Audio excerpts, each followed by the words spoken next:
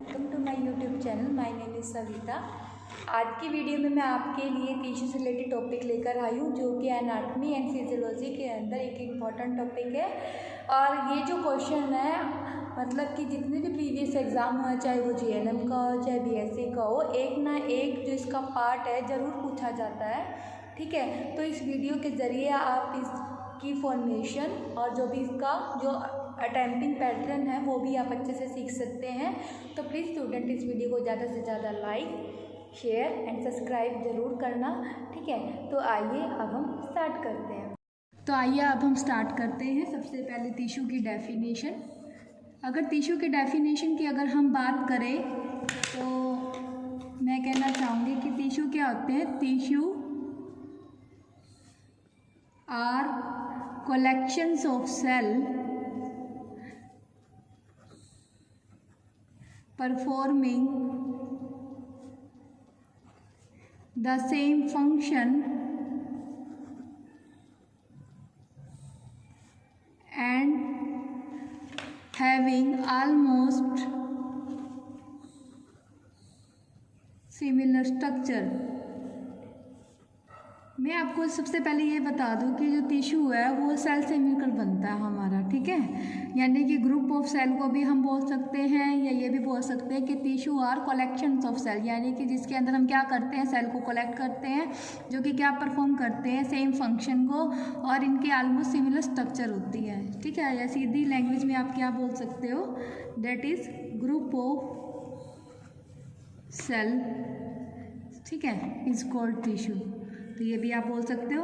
अब आती है इसकी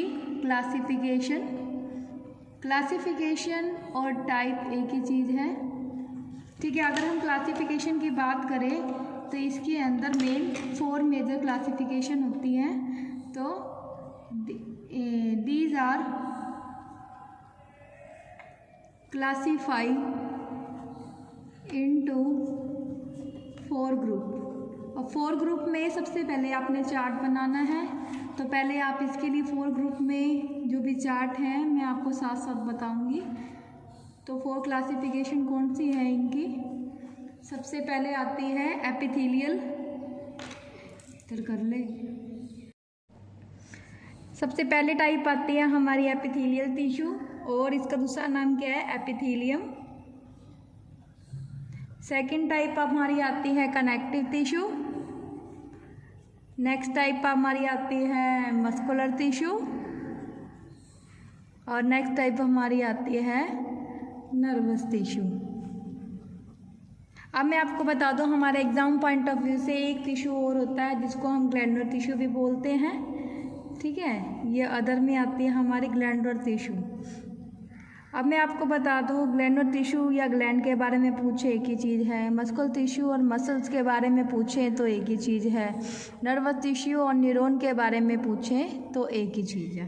ठीक है, अब हमने पहली टाइप पढ़नी है एपिथेलियम टिश्यू। ठीक है, तो आज की वीडियो में मैं सिर्फ आपको एपिथेलियम टिश्यू के बारे में ही आपको बताऊँगी।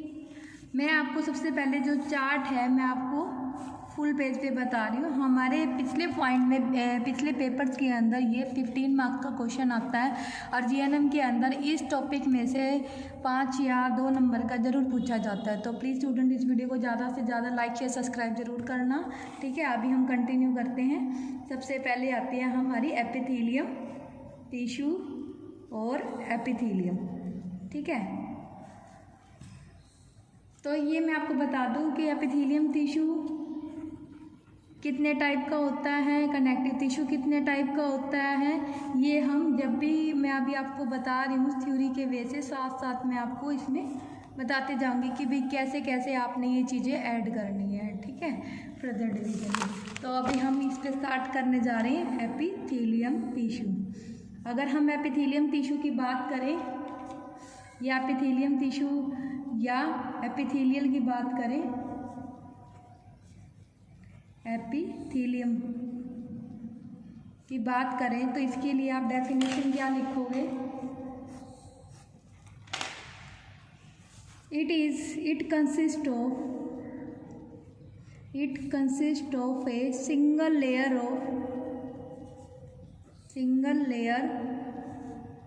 or और multiple layer of cell, multiple layers of cell, ठीक है, which are closely packed, which are closely packed without any intracellular space। ठीक है, अभी मैं आपको टर्म के साथ साथ डायग्राम भी बताऊंगी। ठीक है, तो मैंने आपको क्या बताया, पहले पॉइंट तो ये बताया आपको कि ये कंसिस्ट होता है single layer of multiple layer of cell से। ठीक है, और जो कि हमारा क्लोजली पैक्ड होता है विदाउट इंट्रासेलर स्पेस, यानी कि सेल के बीच में जो स्पेस होता है बिना स्पेस के होता है, विदाउट आ गया।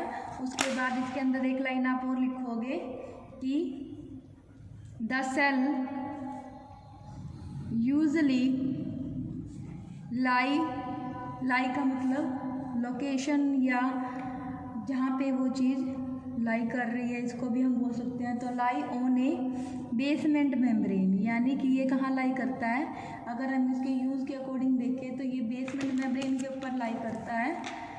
ठीक है, तो सबसे पहले मैं आपको एपिथेलियम का डायग्राम भी बताऊंगी। देखो इसने क्या बोला कि मल्टीपल लेयर ऑफ सेल होती है, तो मल्टीपल लेयर में मतलब कि हम ऐसे ऐसे इसकी जो सेल है वो बता सकते हैं, क्योंकि इन्होंने अभी न्यूक्लियस नहीं बताया है। तो ठीक है, तो मल्टीपल लेयर में हम ऐसे इसकी सेल दिखा सकते हैं। दैट न्यूक्लियस, जो भी आप ये न्यूक्लियस बनाओ तो इसको हमेशा आपने डार्क करना है। ठीक है, और इन्होंने क्या बताया है, ये बेसमेंट मेम्ब्रेन के ऊपर लाई कर रहा है। तो बेसमेंट मेम्ब्रेन आप इसको डार्क सी नीचे आप दिखा सकते हो।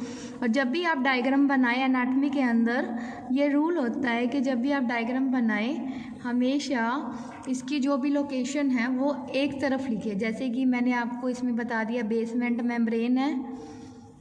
ठीक है, और ये क्या है, हमारी एपिथेलियल सेल है। तो जब भी आप ये लिखो तो एक ही लाइन में लिखना है, एपिथेलियल सेल है। ठीक है, अब हम बात करते हैं इसी के अंदर इसकी लोकेशन की। अब मैं आपको बता दूं एपिथेलियम के जो फर्दर टाइप है, अगर मान लो उसके अंदर अगर आप लोकेशन भूल जाते हैं तो आप ये कॉमन लोकेशन भी एक याद कर सकते हैं, जो कि आपके लिए काफ़ी हेल्पफुल भी है। ठीक है, मैं अभी आपको उसमें बता देती हूँ साथ साथ। अगर लोकेशन की बात करें तो ये एक्सटर्नल और इंटरनल सरफेस को कवर करती है, तो सीधा लिख सकते हो it covers the external and internal surface of the human body organ. मतलब कि ह्यूमन की बॉडी के जो भी ऑर्गन होते हैं उसको एक्सटर्नल और इंटरनल कवर करती है। तो आप इसकी अगर लोकेशन में लिखिए तो सीधा लिख सकते हो कि स्किन में पाई जाती है, स्किन के अंदर या आउटर कवरिंग में पाई जाती है। नेक्स्ट आप बता सकते हैं कि ये एपिथेलियल जो होती है डक्ट के ऊपर इसकी लाइनिंग होती है, तो आप इसमें डक्ट भी लिख सकते हैं। ठीक है, और सेक्रेटरी एपिथेलियल ग्लैंड भी लिख सकते हैं। तो इसी के अंदर मैं और करके लिख रही हूँ।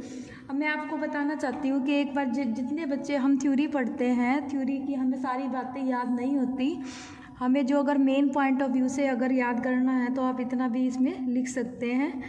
ठीक है, और कहाँ पे लोकेशन होगी इसकी, ये कहना चाहता है कि जो भी लुमिनर सरफेस यानी कि cavity with in the body, जो भी है कैविटीज़, अब जितनी भी हमारी बॉडीज़ के अंदर कैविटीज़ है, मैंने आपको एक वीडियो के अंदर बताया था कि कितनी कैविटीज़ होती हैं।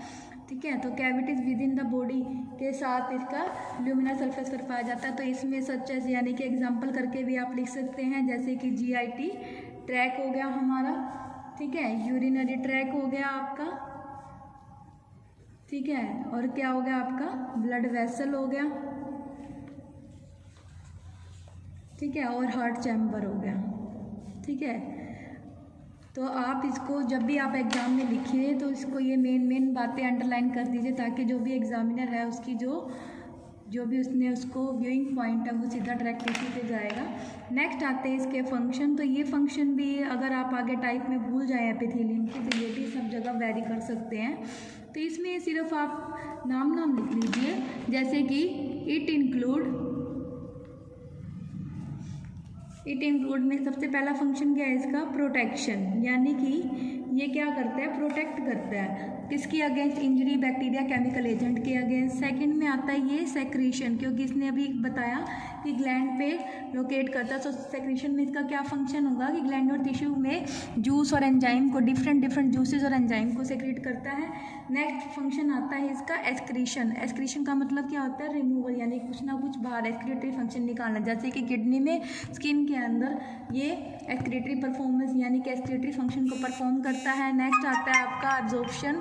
अगर अब्जॉर्प्शन की अगर हम बात करें तो अब्जॉर्प्शन के अंदर जो भी इंटेस्टाइनल एपिथेलियम है वो डाइजेस्टिव फूड के लिए, डाइजेस्टिव फूड की अब्जॉर्प्शन में हेल्प करता है, ठीक है। नेक्स्ट आता है लुब्रिकेशन।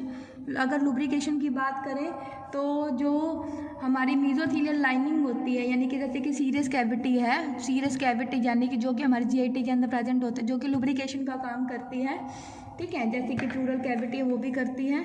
इसके अलावा इसका एक फंक्शन और होता है सेंसरी फंक्शन। अब सेंसरी फंक्शन में ये क्या रोल प्ले करेगा, सेंसरी फंक्शन में जैसे कि टेस्ट बर्ड है, ठीक है, तो टेस्ट बर्ड के बारे में हमें जो भी टेस्ट के बारे में हमें बताएगा। नेक्स्ट आती है अब इसकी क्लासिफिकेशन, ठीक है, तो ये अभी सिर्फ हमारा अभी क्या था, एपिथेलियम टिश्यू, अब इसकी हम क्लासिफिकेशन पे आ चुके हैं। तो अगर हम इसकी क्लासिफिकेशन की बात करें तो इसकी जो है मेन 2 क्लासिफिकेशन थी, जो हमने अभी पीछे मैंने आपको बताई थी कि सिंपल एपिथेलियम, ठीक है, दूसरी होती है कंपाउंड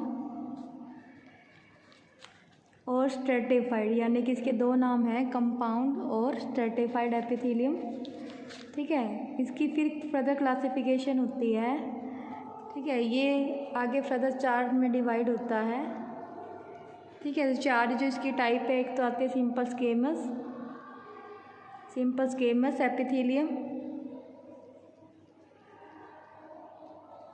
नेक्स्ट आता है आपका इसमें सिंपल क्यूबॉइडल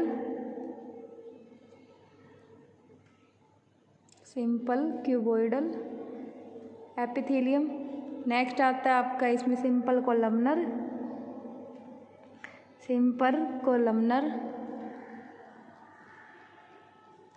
नेक्स्ट आता है simple columnar ciliated epithelium, simple columnar ciliated epithelium,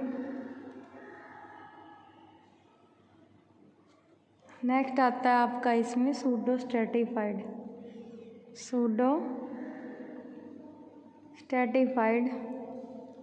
columnar epithelium, ठीक है। और ये जो कंपाउंड होता है ये भी फर्दर 4 टाइप का होता है, तो इसको मैं नेक्स्ट पेज पर आपको दिखा रही हूँ। इसमें जो 4 टाइप होती है हमारी,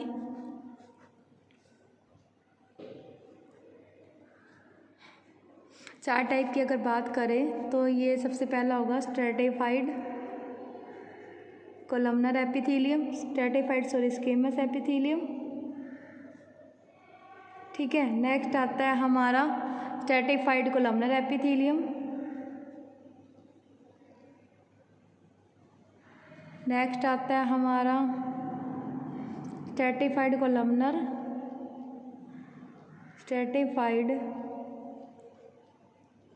कोलमनर सिलिएटेड एपिथेलियम, नेक्स्ट आता है हमारा ट्रांजिशनल। तो दोनों की हमारी जो सी है 4 टाइप हैं हमारी, 1, 2, 3 और एक चौथी है ट्रांजिशनल।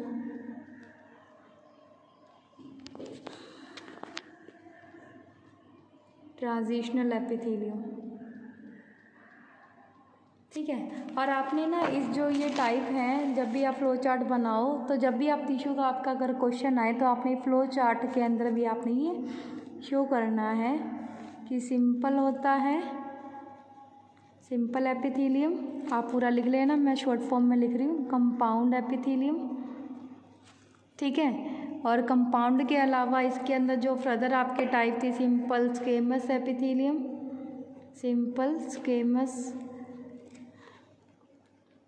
नेक्स्ट आपकी टाइप थी सिंपल क्यूबॉइडल, नेक्स्ट आपकी टाइप थी ये एपिथेलियम आपने ज़रूर लिखना है, मैं शॉर्ट फॉर्म लिख रही हूँ। Simple columnar epithelium, simple columnar, simple columnar chelated epithelium. और नेक्स्ट आता है आपका सूडो स्ट्रेटिफाइड, ठीक है, सूडो स्ट्रेटिफाइड कोलमनर एपिथेलियम। और इसके भी 4 टाइप थे जो हमारे, ठीक है, जो अभी मैंने आपको पीछे बताया कि stratified squamous epithelium, stratified columnar epithelium और स्ट्रेटिफाइड कोलमनर सिलेटेड एपिथेलियम और ट्रांजिशनल एपिथेलियम, ठीक है। तो स्टूडेंट मैं आपको एक बात बताना चाहती हूँ कि जब भी आप डायग्राम बनाओ तो इसके अंदर फ्लो चार्ट के अंदर आपने पहले शो करना है, उसके बाद इसको कंटिन्यू करना है। यानी कि अगर आपका टिश्यू का क्वेश्चन आ रहा है या अगर आपका सिर्फ एपिथेलियम टिश्यू आ गया तो आपने ये सारे नाम देख के तो आपने सिर्फ एपिथेलियम के टाइप लिखने हैं। ऐसे ही अगर आपका कनेक्टिव का आ रहा है तो कनेक्टिव में आपने नाम लिखे सारे लिखने हैं, ठीक है। तो अभी हम आगे चलते हैं।